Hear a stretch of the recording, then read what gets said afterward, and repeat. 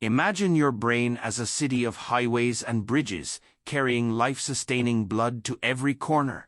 And now imagine those roads slowly narrowing, quietly threatening the very circuits that control your memory, your balance, your thoughts, and even your life.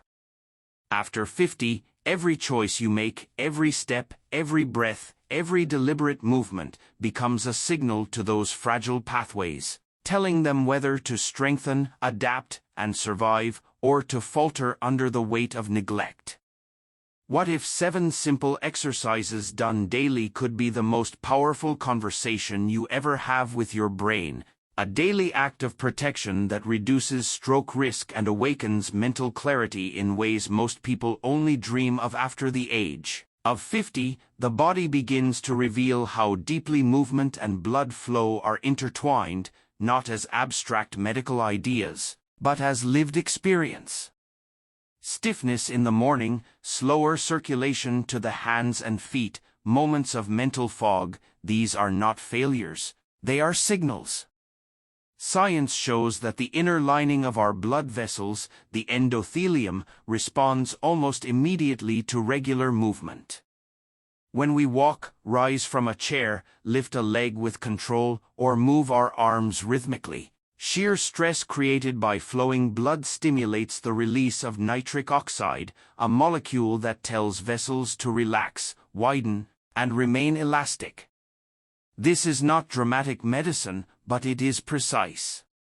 Elastic vessels allow blood to travel smoothly to the brain, delivering oxygen and glucose without resistance, reducing the chances of dangerous clots forming where blood becomes sluggish. What makes this especially important after 50 is that inactivity quietly trains the arteries to harden.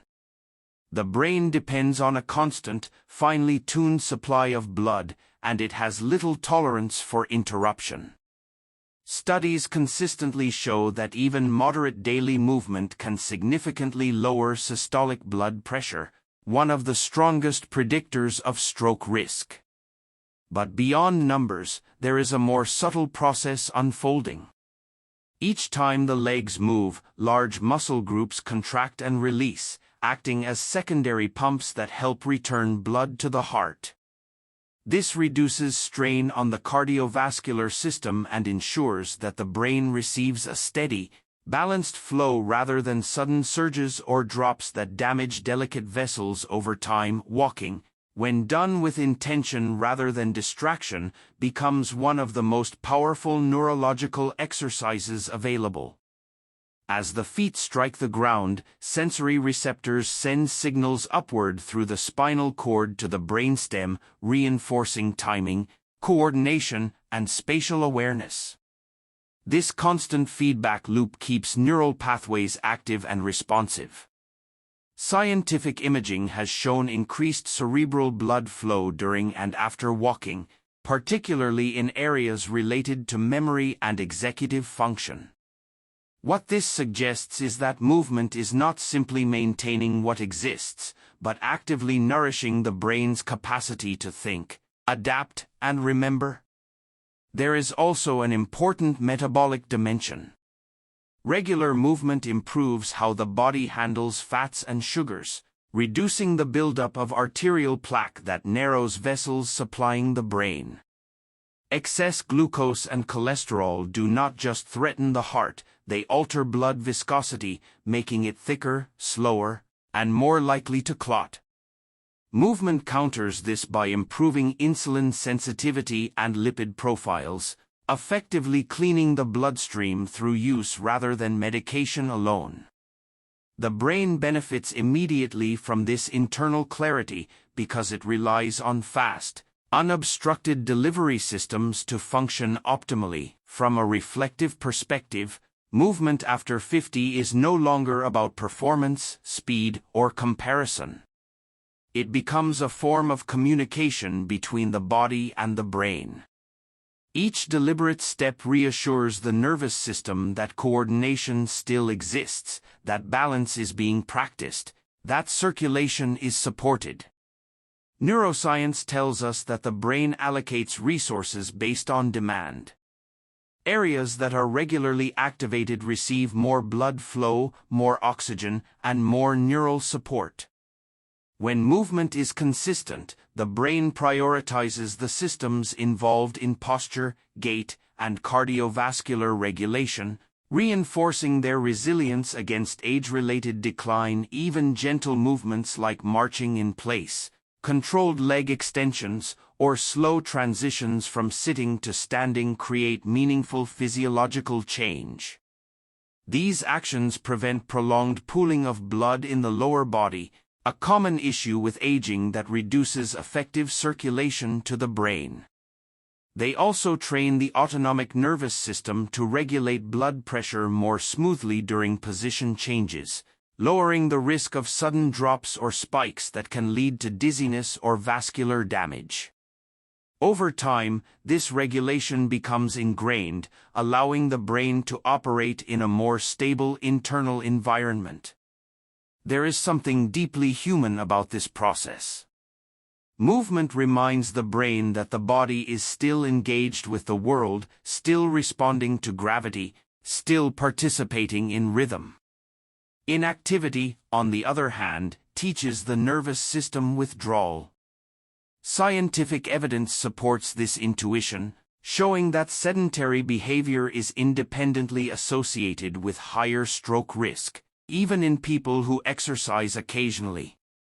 It is the daily repetition, not intensity, that retrains blood vessels and neural circuits to remain responsive and alive. What makes this powerful is its accessibility. These movements do not require equipment, extreme effort, or youth. They require presence. When practiced daily, they slowly reshape the internal landscape of the body, widening pathways, softening resistance, and ensuring that the brain remains well-fed and protected. The science is clear, but the experience is personal. Each small movement is a vote for circulation, for clarity, for continuity, reinforcing the idea that the brain does not age in isolation, it ages in response to how faithfully the body keeps blood flowing, oxygen moving, and signals traveling upward with purpose and care. Balance is often misunderstood as a simple physical skill, something we notice only when it begins to fail. Yet from a neurological perspective, it is one of the most sophisticated conversations between the brain and the body. After the age of 50, this conversation becomes especially important because balance relies on the integration of multiple systems that quietly change with time. The inner ear senses motion and orientation, the eyes provide spatial reference. Muscles and joints send continuous feedback about position, and the brain must synthesize all of this information in fractions of a second. When balance is practiced deliberately, these systems remain in dialogue rather than drifting into isolation, and this ongoing integration plays a critical role in protecting the brain from stroke-related vulnerability. Scientific research shows that balance exercises activate the cerebellum, a region once thought to be responsible only for movement but now known to influence attention, timing, and even emotional regulation. When you stand on one foot or shift your weight slowly from side to side, the cerebellum fine-tunes muscle responses while simultaneously coordinating blood flow to support this precision. This neural activity increases connectivity between motor regions and higher cognitive centers, strengthening pathways that help the brain adapt under stress. A brain that adapts well is less likely to suffer catastrophic failure when blood flow is challenged, because its regulatory systems are trained to respond smoothly rather than abruptly. Balance training also has a direct impact on blood pressure control, a key factor in stroke risk. Sudden changes in posture can cause blood pressure to spike or drop, stressing cerebral vessels that may already be fragile with age. Regular balance exercises improve baroreceptor sensitivity, the mechanism by which the body detects and adjusts blood pressure in response to movement. This means that when you stand, turn, or reach, your cardiovascular system responds with precision rather than delay. Over time, this reduces microdamage to blood vessels in the brain, preserving their integrity and reducing the likelihood of rupture or blockage. There is an often overlooked emotional component to balance that has physiological consequences. Loss of balance creates fear, and fear triggers stress hormones that raise blood pressure and inflammation. Practicing balance in a calm, controlled environment teaches the nervous system confidence. The brain learns that instability does not equal danger, and this learning reduces baseline anxiety responses. Lower chronic stress translates directly into healthier blood vessels and reduced inflammatory markers associated with stroke. In this way, balance exercises become a form of neurological reassurance, calming the brain while sharpening its awareness. From a neuroplasticity standpoint, balance exercises are powerful because they are unpredictable. The brain thrives on novelty and challenge, and balancing on one foot or adjusting to subtle shifts in weight creates constant micro-challenges that require real-time problem-solving. Functional imaging studies show increased activity in the prefrontal cortex during balance tasks, indicating that these exercises engage executive function alongside motor control. This dual engagement strengthens the brain's ability to manage complex tasks and maintain cognitive flexibility, qualities that protect against age-related cognitive decline often associated with vascular issues. The physical act of balancing also improves proprioception, the sense of where the body is in space.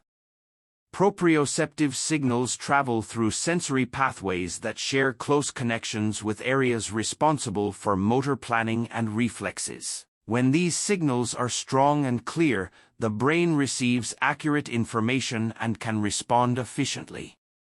Poor proprioception, by contrast, creates confusion that increases the risk of falls and sudden movements, both of which can trigger dangerous spikes in blood pressure.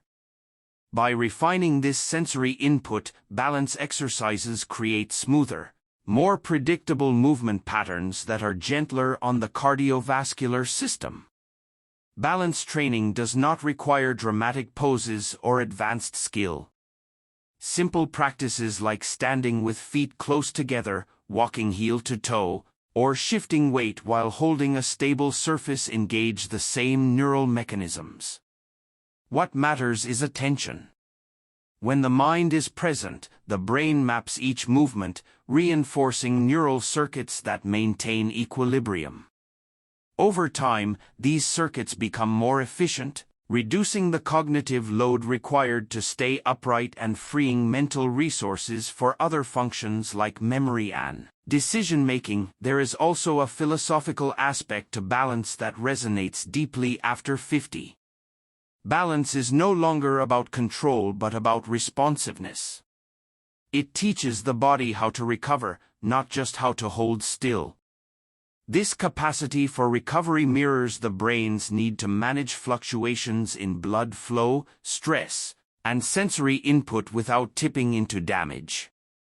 Scientific evidence supports this parallel, showing that individuals with better balance and coordination often demonstrate more resilient autonomic nervous systems, capable of maintaining internal stability under changing conditions. As balance becomes a daily practice, it reshapes how the brain perceives risk and safety. Movements become more fluid, reactions more measured, and the nervous system less reactive. This calm precision protects the brain in ways that are subtle but profound, reducing the cumulative strain that leads to vascular events. Balance, practiced consistently, becomes not just a physical skill but a neurological strategy for longevity, quietly reinforcing the systems that keep blood flowing, pressure regulated, and the brain supported in its most delicate functions. Breathing is the most underestimated biological function we possess. precisely because it happens without permission or instruction. After 50, however, the way we breathe begins to matter as much as the fact that we breathe at all. Science shows that shallow, rapid breathing gradually shifts the body into a low-grade stress state, increasing blood pressure, tightening blood vessels, and reducing oxygen delivery to the brain. This creates an internal environment where stroke risk quietly rises, not through dramatic symptoms, but through years of subtle strain. Conscious breathing, especially when paired with gentle movement, reverses this process by restoring the natural rhythm between oxygen intake, carbon dioxide release, and vascular relaxation. From a physiological standpoint, slow and deep breathing improves gas exchange in the lungs, allowing more oxygen to bind efficiently to red blood cells. This directly benefits the brain, which consumes a disproportionate amount of the body's oxygen supply. When oxygen delivery improves, neurons function more efficiently, producing energy with less metabolic stress. Scientific measurements show that controlled breathing lowers sympathetic nervous system activity, the branch responsible for fight-or-flight responses.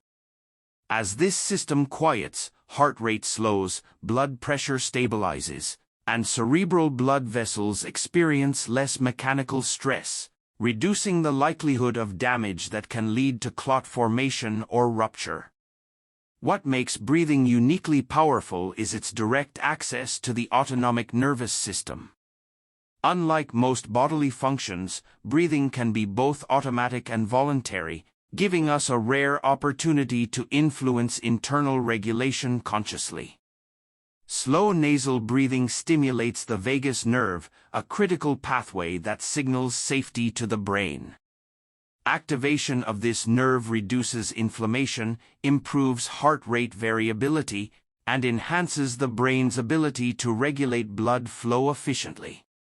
Over time, this creates a neurological environment where the brain is less reactive to stress and more capable of maintaining steady circulation even during emotional or physical challenges. Breathing synchronized with movement amplifies these benefits. When a person inhales during expansion and exhales during contraction, such as lifting the arms and lowering them slowly, the diaphragm moves through its full range. This movement gently massages internal organs and improves venous return, helping blood flow back to the heart without resistance. This reduces pooling in the lower body and ensures a more consistent supply of oxygenated blood to the brain. Studies indicate that this rhythmic breathing movement coordination enhances cerebral perfusion more effectively than either practice alone. There is also a metabolic dimension to breathing that often goes unnoticed. Efficient breathing helps regulate blood pH by balancing carbon dioxide levels, which directly affects how tightly oxygen binds to hemoglobin. When breathing is shallow and rapid, carbon dioxide levels drop too low, causing blood vessels to constrict and limiting oxygen release to brain tissue. Slow, controlled breathing corrects this imbalance, allowing oxygen to be delivered where it is needed most. This biochemical precision supports cognitive clarity, reduces mental fatigue, and protects neurons from oxidative stress associated with vascular aging. From a neurological perspective, breathing practices reshape brain activity patterns. Functional brain imaging has shown that slow breathing increases activity in regions associated with emotional regulation and attention, while decreasing activity in fear-driven circuits. This matters for stroke prevention because chronic emotional stress elevates cortisol and inflammatory markers that damage blood vessels over time. When breathing calms the brain, it indirectly protects the vascular system by reducing these harmful biochemical cascades. The brain learns, through repetition, that calm is a baseline state rather than a rare exception. Breathing also influences sleep quality, which is deeply connected to brain health. Poor sleep is associated with increased stroke risk due to impaired glucose metabolism, elevated blood pressure, and reduced clearance of metabolic waste from the brain. Regular breathing exercises improve sleep onset and depth by quieting the nervous system before rest. During sleep, the brain activates its glymphatic system, a network responsible for clearing toxins that accumulate during wakefulness. Efficient breathing supports this nocturnal cleaning process, indirectly preserving cognitive function and vascular health. On a more reflective level, conscious breathing restores a sense of agency over the body. After 50, many people feel that health changes happen to them rather than with them. Breathing gently challenges this belief. Each slow inhale and controlled exhale becomes an act of participation, reminding the brain that regulation is still possible. This psychological shift has physiological consequences, reducing learned helplessness and encouraging consistent engagement in other healthy behaviors like movement and balance training. What makes breathing especially compassionate as a practice is its accessibility. It requires no equipment, no physical strength, and no perfect conditions. It meets the body exactly where it is. Over time, this consistency retrains the brain to operate under conditions of steadiness rather than urgency. Blood pressure stabilizes, inflammation quiets, and neural communication becomes more coherent. The brain, relieved of constant stress signals, can focus its energy on repair, adaptation, and protection. In this way, breathing becomes far more than air moving in and out of the lungs. It becomes a biological conversation that tells the brain it is safe, supported, and supplied, allowing it to protect itself with greater intelligence and resilience. Strength after 50 is often misunderstood as something that belongs to youth or athletic ambition, yet from a biological perspective it becomes more relevant with age, not less. Muscles are not merely tools for movement, they are metabolically active organs that communicate continuously with the brain, the blood vessels, and the endocrine system. When muscles contract during light resistance exercises, they release signaling molecules known as myokines, which influence inflammation, insulin sensitivity, and vascular health. Scientific research has shown that these myokines play a protective role in brain function, supporting neural growth and reducing processes associated with cognitive decline and stroke risk.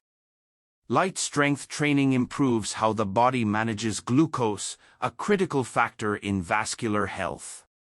As we age, muscles naturally lose mass, a process known as sarcopenia, which reduces the body's capacity to absorb glucose from the bloodstream. Excess glucose damages blood vessels over time, stiffening their walls and increasing the likelihood of clot formation. When muscles are engaged regularly through controlled resistance, they act as reservoirs for glucose, lowering blood sugar levels without excessive reliance on insulin. This metabolic stability reduces chronic stress on cerebral arteries, preserving the delicate network that supplies the brain. There is also a direct relationship between muscle contraction and blood flow. Each contraction compresses blood vessels temporarily, and when the muscle relaxes, blood rushes back in. This pump-like action improves circulation throughout the body, including the brain. Over time, this repeated cycle enhances vascular responsiveness, training blood vessels to dilate and constrict smoothly. Smooth regulation is essential for preventing the microtears and inflammatory responses that contribute to stroke. The brain benefits from this steady rhythm because it relies on consistent blood pressure rather than sudden surges or drops. From a neurological standpoint, strength exercises engage motor planning regions in the brain, reinforcing communication between the cortex, spinal cord, and muscles. Even simple movements like wall push-ups or slow squats require coordination, timing, and feedback. These neural demands stimulate areas involved in executive function and attention, subtly improving cognitive resilience. Research suggests that resistance training increases levels of brain-derived neurotrophic factor, a protein that supports neuron survival and synaptic plasticity. This biochemical support enhances the brain's capacity to adapt and repair, offering protection against age-related vascular damage. Strength training also influences posture and structural alignment, which has indirect effects on cerebral circulation. Weak muscles, particularly in the core and legs, lead to poor posture that can restrict breathing and alter blood flow dynamics. By strengthening these muscles, the body maintains a more upright, balanced position, allowing the heart and lungs to function efficiently. Efficient breathing and circulation reduce strain on the cardiovascular system, lowering blood pressure and supporting consistent oxygen delivery to the brain. There is a psychological dimension to strength that carries measurable physiological impact. Feeling physically capable reduces stress hormones like cortisol, which are known to damage blood vessels when elevated chronically. Strength training cultivates a sense of competence and control, shifting the brain's perception from vulnerability to capability. This shift alters neural signaling patterns, promoting calm rather than threat responses. The reduction in baseline stress contributes to healthier blood pressure regulation and reduced inflammation, both essential for stroke prevention. Importantly, strength training after 50 does not require heavy weights or aggressive routines. Research indicates that low to moderate resistance, performed with slow, controlled movements, provides substantial benefits without undue strain. This approach protects joints and connective tissue while still stimulating muscle fibers and neural pathways. Consistency matters more than intensity. The brain and vascular system respond to regular signals, not occasional extremes. Each session reinforces the message that the body remains active, responsive, and supported. Muscle strength also plays a critical role in preventing sudden movements or falls, which can trigger dangerous spikes in blood pressure. Strong muscles allow smoother transitions from sitting to standing and more controlled reactions to loss of balance. This reduces acute cardiovascular stress and protects cerebral vessels from abrupt pressure changes. Over time, this stability becomes ingrained, creating a safer internal environment for the brain. On a deeper level, strength training becomes an act of preservation rather than transformation. It preserves circulation, preserves metabolic balance, and preserves the brain's sense of connection to the body. Scientific evidence continues to show that individuals who maintain muscle mass and strength into later life experience lower rates of stroke and cognitive decline. Yet beyond statistics, there is a quiet affirmation in each controlled movement. The brain interprets strength as readiness, as a sign that resources should be maintained rather than withdrawn. In this way, resistance exercises send a clear message throughout the nervous system, encouraging resilience, stability, and long-term protection for the brain and the vascular networks that sustain it. The brain is often imagined as something separate from the body, protected within the skull and sustained automatically. Yet science increasingly shows that the brain thrives on interaction, especially interaction that blends thought with movement. After 50, this interaction becomes essential rather than optional. Cognitive movement, where physical action is paired with mental engagement, activates networks in the brain that remain underused in routine activity. These exercises do not merely preserve existing function, they stimulate the brain's ability to rewire itself, a property known as neuroplasticity, which remains active well into later life when given the right signals. When movement requires coordination, timing, or pattern recognition, the brain must recruit multiple regions simultaneously. Areas responsible for motor control communicate with those involved in attention, memory, and decision-making. This crosstalk strengthens neural pathways and increases efficiency in information processing. Scientific studies using brain imaging have demonstrated that tasks combining movement and cognition increase connectivity between hemispheres, improving communication across the corpus callosum. This enhanced integration supports faster responses, better judgment, and greater resilience to disruptions in blood flow, all of which are critical in reducing stroke-related damage. Dual-task exercises also improve cerebral blood flow in a targeted way. When the brain is challenged cognitively, it demands more oxygen and glucose, prompting blood vessels to respond by dilating. When this demand is paired with physical movement, circulation is enhanced both systemically and locally within the brain. Over time, this repeated demand-response cycle trains blood vessels to remain flexible and responsive. Flexible vessels are less likely to rupture or become obstructed, offering protection against stroke while supporting cognitive clarity. There is a subtle but powerful relationship between cognitive movement and reaction time. As we age, reaction time naturally slows, increasing vulnerability to falls and sudden stress responses. Exercises that involve catching, stepping in patterns, or coordinating hand and eye movement retrain reflex pathways. These pathways rely on rapid signal transmission between sensory input and motor output. Strengthening them reduces the delay between perception and action, which in turn lowers the likelihood of abrupt movements that strain blood vessels and spike blood pressure. Cognitive movement also challenges the brain's predictive systems.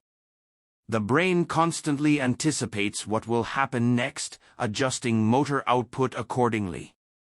When exercises introduce variation, such as changing direction or responding to cues, the brain must update these predictions in real time. This keeps executive function sharp and prevents the rigidity that often accompanies aging. Rigid neural systems struggle under stress, while adaptable systems maintain stability.